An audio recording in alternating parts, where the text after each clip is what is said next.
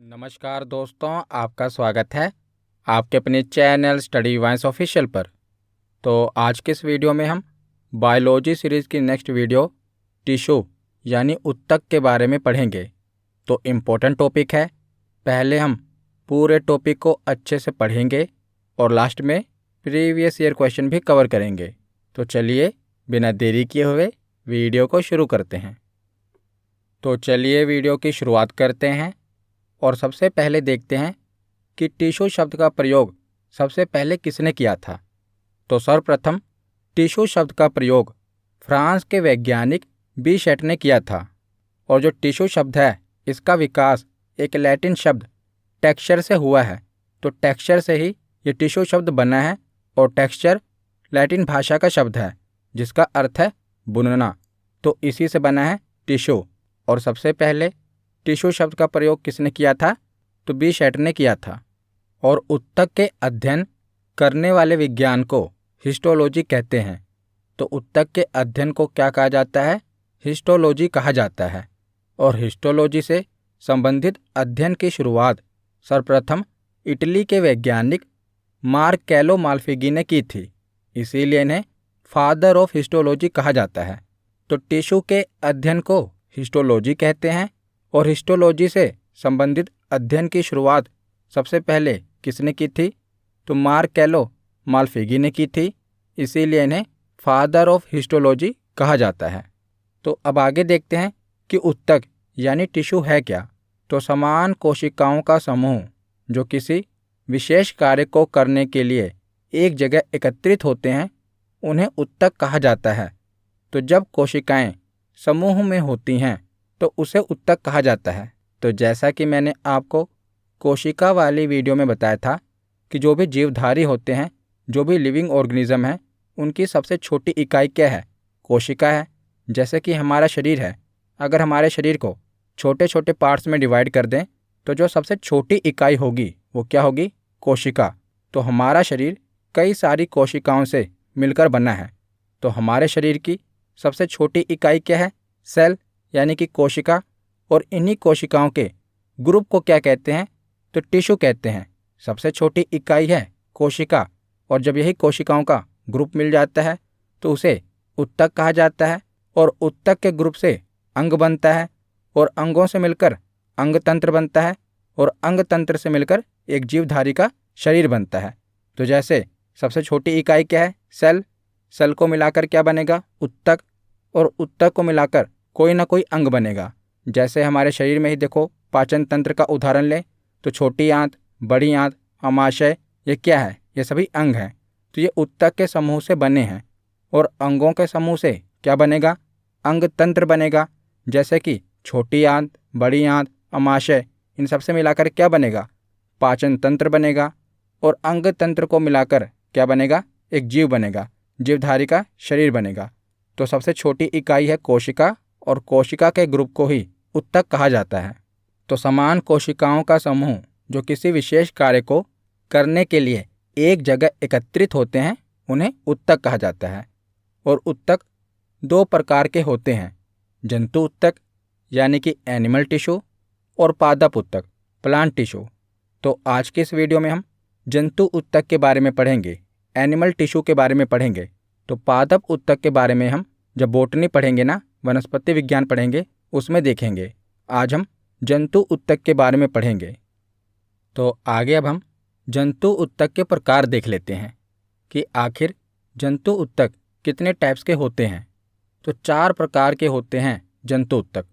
पहला प्रकार है उपकला ऊतक, इंग्लिश में कहते हैं एपिथेलियल टिश्यू। दूसरा है पेशीय ऊतक, मस्कुलर टिश्यू। तीसरा है संयोजी ऊतक, कनेक्टिव टिश्यू। और चौथा है तंत्रिका ऊतक, नर्वस टिश्यू। तो 4 प्रकार के जंतु ऊतक होते हैं। इनको हम आगे भी डिटेल में पढ़ेंगे कौन कौन से हैं। उपकला ऊतक, पेशीय ऊतक, संयोजी ऊतक और तंत्रिका ऊतक। तो सबसे पहले देखते हैं उपकला ऊतक, इंग्लिश में कहते हैं एपिथेलियल टिश्यू। तो यह ऊतक हमारे शरीर की बाहरी एवं भीतरी परत बनाने का काम करता है और यह शरीर के खुली सतहों यानी कि ओपन सरफेस को सुरक्षा प्रदान करने का कार्य करता है। जो हमारे शरीर की ऊपरी त्वचा है ना, ये इसी टिश्यू से बनी है, उपकला ऊतक से बनी है। तो यह शरीर के उन सभी जगहों पर पाया जाता है जिसकी सतह खुली हो तथा जिसे बाहरी पदार्थों द्वारा नुकसान पहुंच सकता हो। तो हमारी त्वचा इन्हीं ऊतकों से मिलकर बनी है और इसी ऊतक की कमी से झुर्रियाँ पड़ जाती हैं और यह ठंड से बचाने के काम करता है, सुंदरता भी प्रदान करता है और चोटों से भी सुरक्षा प्रदान करता है। तो जो उपकला ऊतक है, एपिथेलियल टिश्यू है, ये कहाँ पर पाया जाता है, तो इसका काम क्या है? तो यह हमारे शरीर के बाहरी एवं भीतरी परत बनाने का काम करता है। आगे हम इसके उदाहरण देखेंगे। तो जो हमारी त्वचा है इसी ऊतक की बनी है, उपकला ऊतक की बनी है और इसी ऊतक की कमी से क्या होता है, झुर्रियाँ पड़ जाती हैं और ठंड से बचाने का काम भी यही टिश्यू करता है, सुंदरता भी प्रदान करता है और चोटों से सुरक्षा भी प्रदान करता है। तो जो उपकला ऊतक है ये कितने प्रकार का होता है, तो 4 प्रकार का होता है। तो हम एनिमल टिश्यू के बारे में पढ़ रहे हैं। एनिमल टिश्यू 4 प्रकार का होता है, जिसमें से हम उसका पहला प्रकार देख रहे हैं, उपकला ऊतक। और जो उपकला ऊतक है ना, ये भी 4 प्रकार का होता है। तो बहुत ही आसान है, कठिन नहीं है। एक बार आप पढ़ लेंगे आपको आसानी से याद हो जाएगा और यहाँ से प्रश्न भी बनता है, इसीलिए इम्पोर्टेंट है। तो जो उपकला ऊतक है ये 4 प्रकार का होता है। पहला प्रकार है सरल शल्की उपकला, इंग्लिश में कहते हैं सिंपल स्क्वेमस एपिथेलियम। दूसरा है स्तरित उपकला, स्ट्रेटिफाइड एपिथेलियम। तीसरा है स्तंभाकार उपकला, कोलमनर एपिथेलियम। चौथा है घनाकार उपकला, क्यूबाइडल एपिथेलियम। तो 4 प्रकार हैं उपकला ऊतक के। तो जो पहला प्रकार है आगे हम देखेंगे, इसका नाम क्या है, सरल शल्की उपकला। तो इसमें जो कोशिका होती है ना, इसकी एक ही लेयर होती है। तो कोशिकाओं के समूह से ही तो टिश्यू बनता है। तो इसमें जो कोशिका होती है उसकी एक ही लेयर होती है। और जो स्तरित उपकला है इसमें आप देखेंगे कि कोशिकाओं की बहुत सारी लेयर होती है। तीसरा है स्तंभाकार उपकला। तो इसमें आप देख रहे हैं जो कोशिका है स्तंभ के जैसी है, यानी कि खंबे की तरह है। तो इसे कहते हैं कोलमनर एपिथेलियम। चौथा है घनाकार उपकला। इसमें जो कोशिका की आप शेप देख रहे हैं ये घन की तरह होती है, क्यूब की तरह होती है।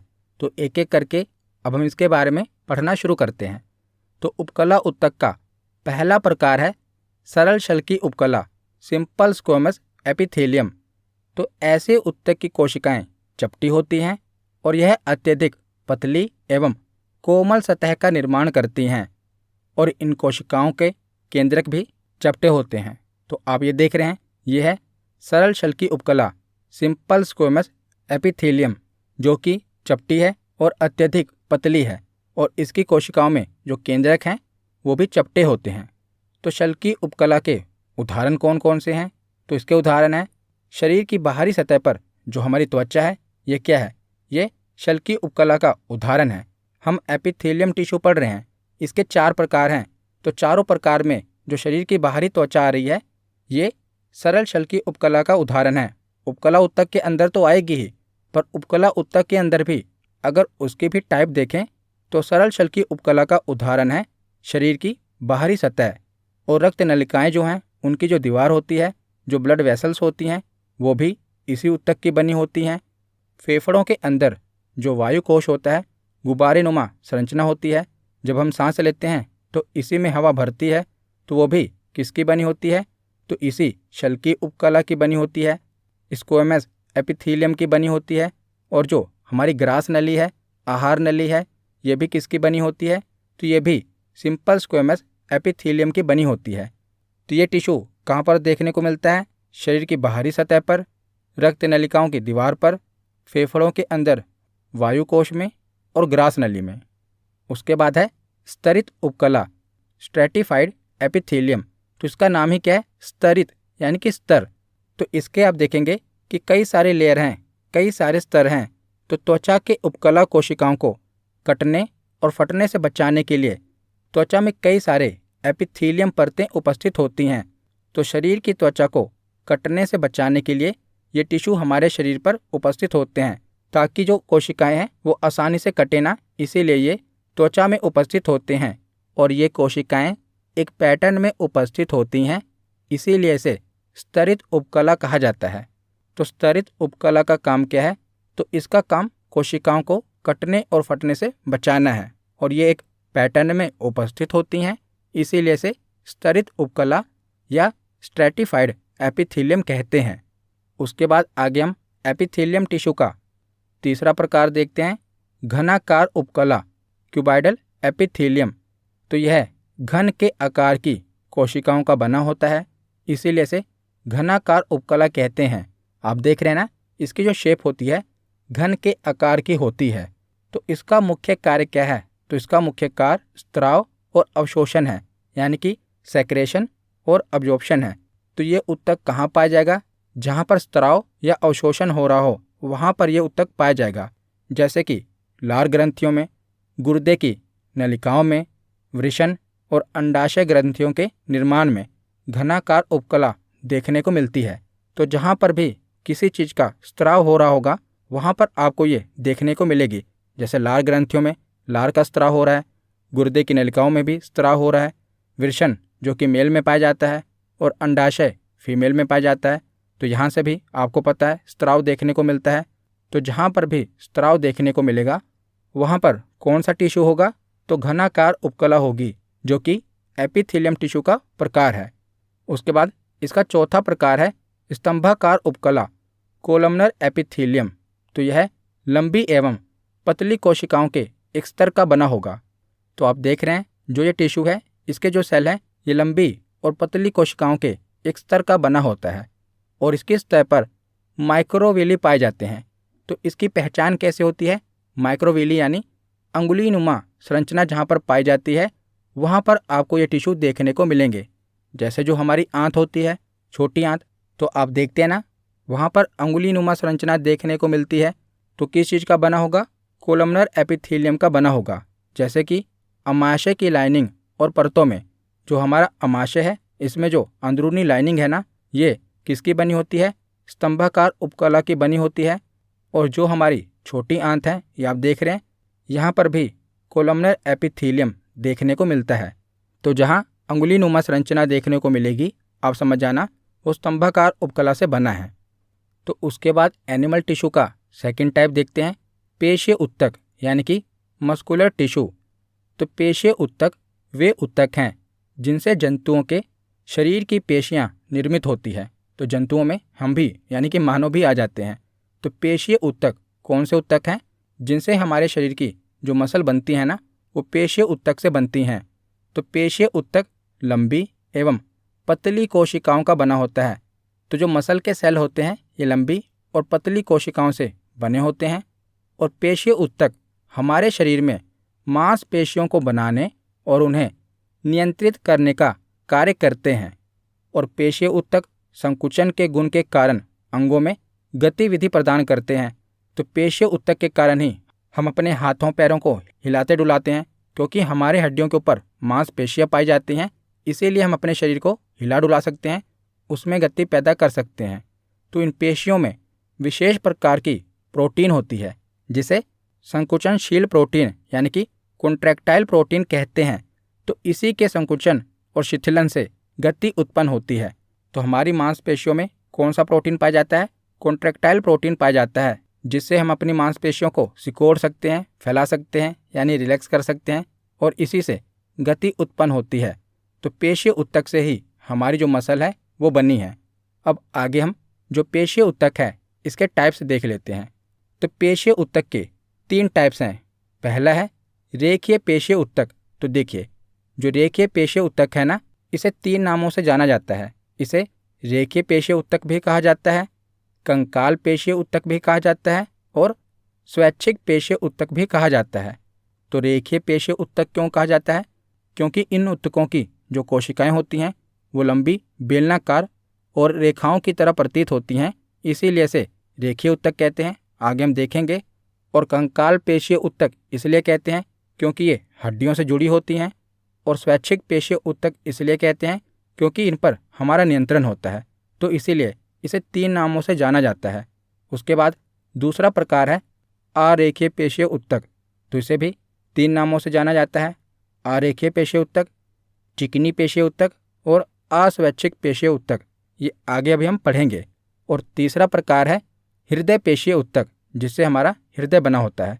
तो 3 प्रकार हैं पेशीय ऊतक के, रेखीय पेशीय ऊतक, अरेखीय पेशीय ऊतक और हृदय पेशीय ऊतक।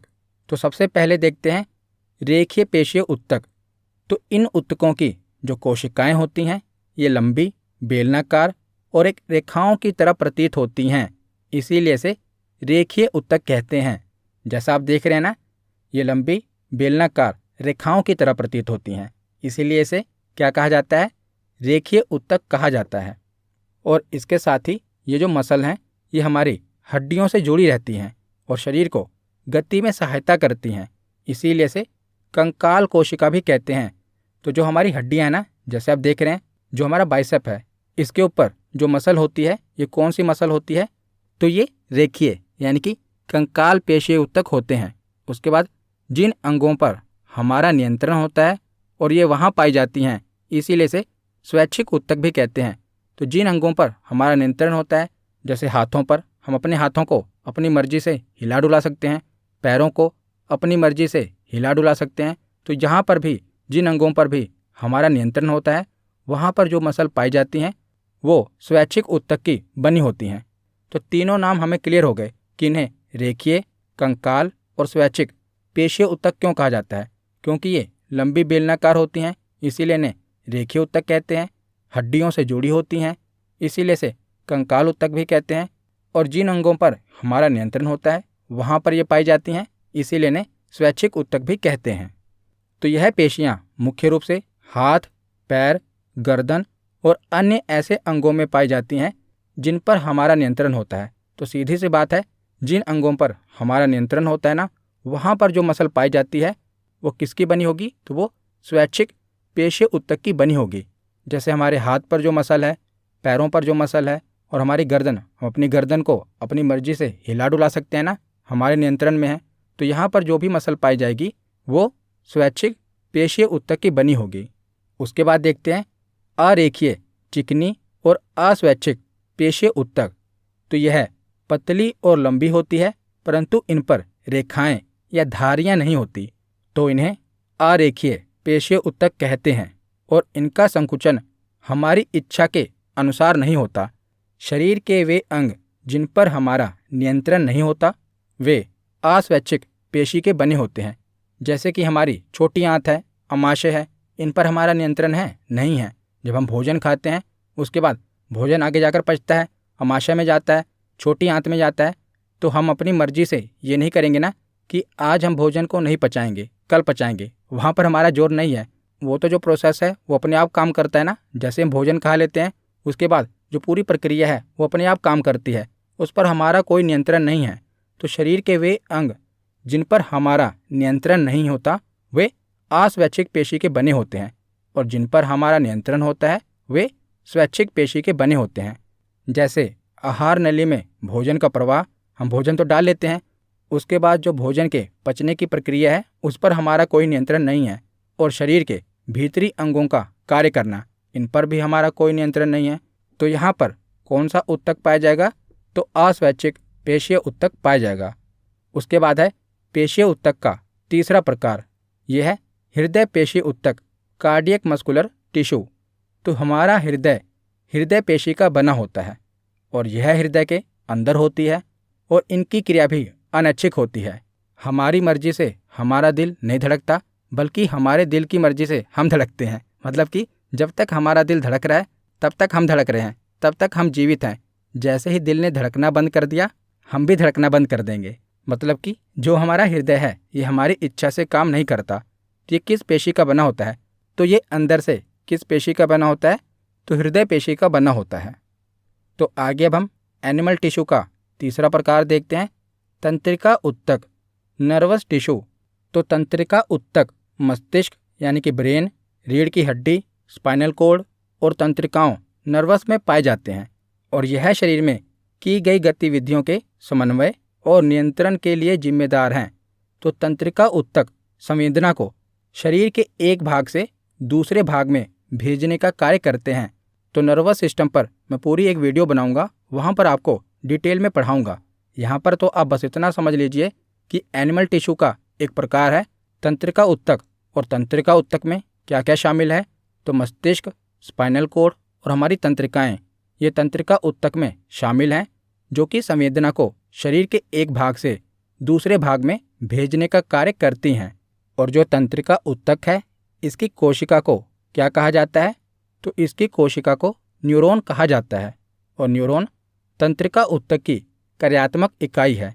तो आपसे पूछा जाएगा कि बताइए निम्नलिखित में से कौन सी तंत्रिका ऊतक नहीं है, तो मस्तिष्क, स्पाइनल कॉर्ड यानी कि मेरुदंड और तंत्रिकाएं, ये तंत्रिका ऊतक के उदाहरण हैं। इसके अलावा कुछ भी दिया होगा तो वो तंत्रिका ऊतक में नहीं आएगा। तो तंत्रिका ऊतक के बाद अब हम एनिमल टिश्यू का चौथा और आखिरी प्रकार संयोजी ऊतक के बारे में पढ़ते हैं। संयोजी ऊतक यानी कि कनेक्टिव टिश्यू। तो ऐसे ऊतक जो शरीर के विभिन्न अंगों को एक दूसरे के साथ जोड़ते हैं, उन्हें संयोजी ऊतक कहा जाता है। तो संयोजी ऊतक कौन कौन से हैं, जैसे कि अस्थि यानी कि हमारी हड्डी, बोन, उपास्थि, कार्टिलेज, लिगामेंट, टेंडन और रक्त यानी कि ब्लड। तो अब एक एक करके इनके बारे में पढ़ते हैं। सबसे पहले देखते हैं अस्थि यानी कि बोन। तो पिछली वीडियो में मैंने पूरे कंकाल तंत्र के बारे में आपको पढ़ाया था। वहाँ पर मैंने 206 हड्डियों के बारे में आपको पढ़ा दिया था। अगर आपने वो वीडियो नहीं देखी तो प्लेलिस्ट में जाकर तो उस वीडियो को ज़रूर देख लेना। बायोलॉजी की प्लेलिस्ट में आपको वो वीडियो मिल जाएगी। तो अस्थि एक प्रकार का कनेक्टिव टिश्यू होता है। तो जो हमारी हड्डियां हैं ये संयोजी ऊतक की बनी होती हैं। तो हड्डियों का काम क्या है, तो शरीर को प्रोटेक्शन और मूवमेंट प्रदान करती हैं और आरबीसी और डब्ल्यूबीसी के फॉर्मेशन करने का काम करती हैं। तो आरबीसी और डब्ल्यूबीसी ये ब्लड के पार्ट हैं, तो इनके फॉर्मेशन का काम भी हड्डियां करती हैं। हड्डियों के अंदर जो बोन मैरो पाया जाता है, वहीं पर इनका आरबीसी का और डब्ल्यूबीसी का फॉर्मेशन होता है।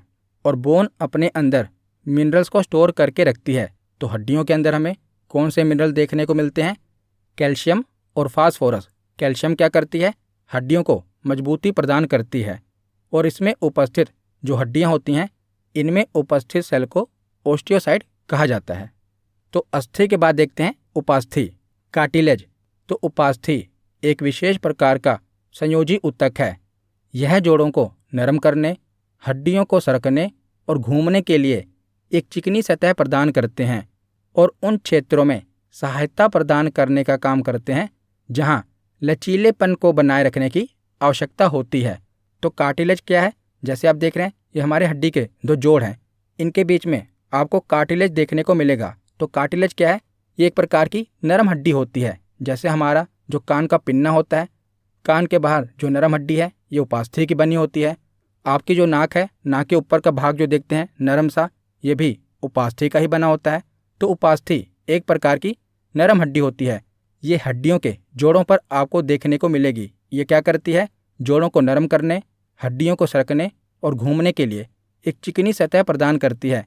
हमारे कान का जो पिन्ना है वहाँ पर भी आपको उपास्थि देखने को मिलेगी। नाक है, नाक के ऊपर का जो नरम भाग है, यहाँ पर भी आपको कार्टिलेज देखने को मिलेगा। तो कार्टिलेज में उपस्थित जो सेल होते हैं इन्हें कॉन्ड्रियोसाइट कहा जाता है। जो अस्थि यानी कि हड्डी में सेल पाए जाते हैं उन्हें ओस्टियोसाइट कहा जाता है और जो उपास्थि में सेल पाए जाते हैं उन्हें कॉन्ड्रियोसाइट कहते हैं। तो हमने अस्थि देख ली, उपास्थि देख ली, अब हम लीगामेंट और टेंडन के बारे में पढ़ते हैं। तो टेंडन क्या है, तो हड्डियों को मांसपेशियों से कनेक्ट करने वाले ऊतक को टेंडन कहा जाता है। जैसे आप देख रहे हैं ये हमारी हड्डी है और ये मसल है, मांसपेशी है।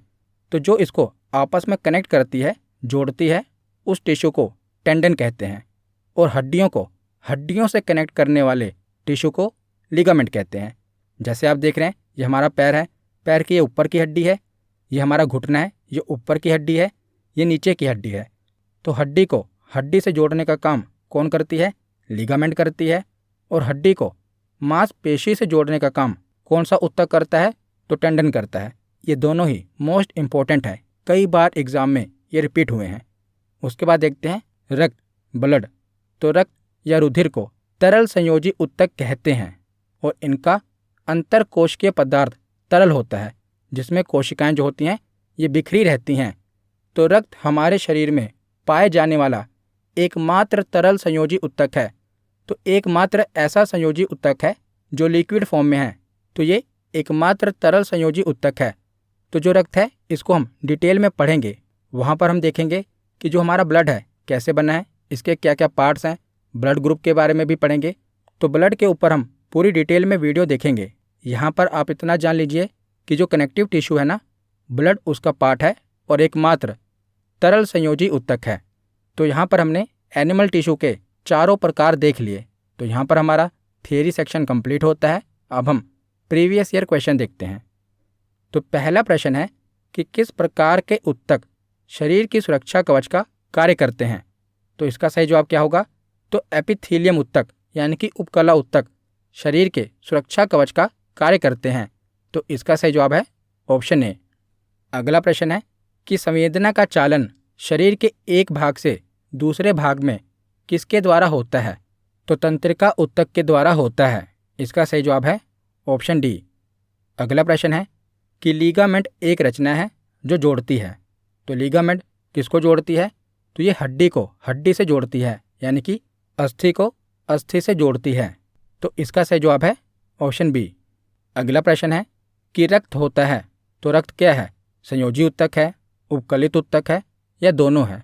तो रक्त संयोजी उत्तक है, यानी कि कनेक्टिव टिश्यू है। तो इसका सही जवाब होगा ऑप्शन ए। अगला प्रश्न है कि भुजाओं और पैरों में कौन सी मांसपेशियां पाई जाती है। तो जो हमारे हाथ हैं और जो हमारे पैर हैं, इनमें कौन सी मांसपेशियां पाई जाती हैं? तो इनमें स्वैच्छिक मांसपेशियां पाई जाती हैं, क्योंकि इनको हम अपनी मर्जी से अपनी इच्छा से हिला डुला सकते हैं ना। तो इनमें स्वैच्छिक मांसपेशियां पाई जाती हैं। इसका सही जवाब होगा ऑप्शन सी। अगला प्रश्न है कि हृदय डैश से बना है। तो बताइए, हृदय संयोजी उत्तक से बना है, तंत्रिका उत्तक से बना है या पेशी उत्तक से बना है? तो इसका सही जवाब क्या है? ऑप्शन बी, पेशी उत्तक से बना है। और कौन सी पेशी से बना है? तो हृदय पेशी से ही बना है। तो इसका सही जवाब क्या होगा? Option B. अगला प्रश्न है कि निम्नलिखित में से कौन सा जंतु उत्तक का प्रकार नहीं है। तो एनिमल टिश्यू का प्रकार कौन सा नहीं है? तो उपकला ये तो है, पेशीय ये भी है, और संयोजी ये भी जंतु उत्तक का प्रकार है, अवकाशी ये जंतु उत्तक का प्रकार नहीं है। तो इसका सही जवाब क्या होगा? Option D. अगला प्रश्न है कि मनुष्य में एक संयोजी उत्तक के उदाहरण को पहचाने। तो निम्नलिखित में से आपको बताना है कौन सा कनेक्टिव टिश्यू है। तो मांसपेशियां, रेशे, हड्डी और कोशिका, इनमें से कौन सा संयोजी उत्तक है? तो हड्डी यानी कि बोन ये कनेक्टिव टिश्यू है। तो इसका सही जवाब क्या होगा? Option C. अगला प्रश्न है कि उपास्थ्यों में कौन सी कोशिका पाई जाती है। तो उपास्थ्यों में कॉन्ड्रोसाइट कोशिका पाई जाती है। इसका सही जवाब होगा ऑप्शन डी। हड्डियों में ओस्टियोसाइट और उपास्थ्यों में कॉन्ड्रोसाइट कोशिका पाई जाती है। तो इसका सही जवाब है ऑप्शन डी। अगला प्रश्न है आरेखित पेशी है ये अनैच्छिक होती है या ऐच्छिक होती है।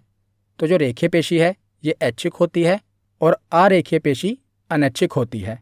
तो इसका सही जवाब होगा ऑप्शन ए। अगला प्रश्न है कि मांसपेशी तथा अस्थि को जोड़ती है। तो हमारी मसल को हमारी बोन से कौन सा उत्तक जोड़ता है? तो इसका सही जवाब होगा टेंडन, ऑप्शन डी। लिगामेंट हड्डियों को हड्डी से जोड़ता है और हड्डी को मांसपेशी से टेंडन जोड़ता है। तो इसका सही जवाब है ऑप्शन डी। तो आज का आखिरी प्रश्न है कि अस्थि है। तो अस्थि आपको बताना है कौन सा टिश्यू है, एपिथेलियम, संयोजी, तंत्रिका या पेशी उत्तक। तो जो हड्डी है ये संयोजी उत्तक है। तो इसका सही जवाब होगा ऑप्शन बी। तो आज की वीडियो यहीं पर ख़त्म होती है। कैसी लगी ये वीडियो कमेंट सेक्शन में ज़रूर बताना। धन्यवाद।